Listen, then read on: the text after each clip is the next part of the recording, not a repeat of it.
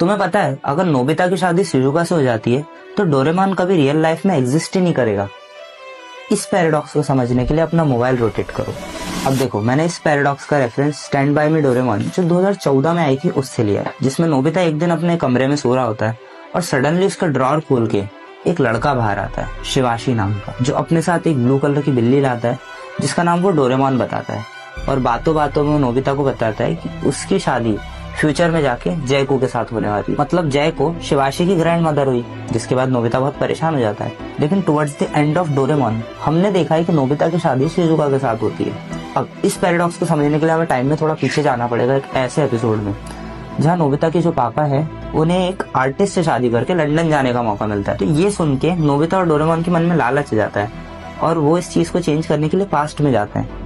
लेकिन जब वो इस चीज को चेंज कर रहे होते हैं तो सडनली नोटिस करते हैं कि नोबिता डिसअपियर होने लगता है। क्योंकि समझना, नोबिता के जो प्रेजेंट पापा और मम्मी है उनके वजह से नोबिता पैदा हुआ। तो अगर उसके पापा वही होते और उसकी मदर कोई और होती तो उनके कॉम्बिनेशन से कोई और पैदा होता, नोबिता नहीं। अब hold on to that thought और टाइम में वापस आओ। अब समझना, अगर नोबिता की शादी शिजुका के साथ हो जाती है इसका मतलब ये है कि शिवाशी एग्जिस्ट ही नहीं करेगा। अगर शिवाशी एग्जिस्ट नहीं करेगा तो टाइम में आगे कैसे आएगा, और अगर वो आगे नहीं आएगा तो डोरेमोन को कैसे लाएगा, और अगर डोरेमोन को नहीं लाएगा तो शिजुका से उसकी शादी कैसे करवाएगा। और बात वही वीडियो के स्टार्टिंग में पहुंच जाएगी जहाँ नोबिता की शादी जयको से होगी, उनका एक शिवाशी नाम का ग्रैंडसन होगा और शिवाशी डोरेमोन को लाएगा। और यही लूप कंटिन्यूअसली चलता रहेगा।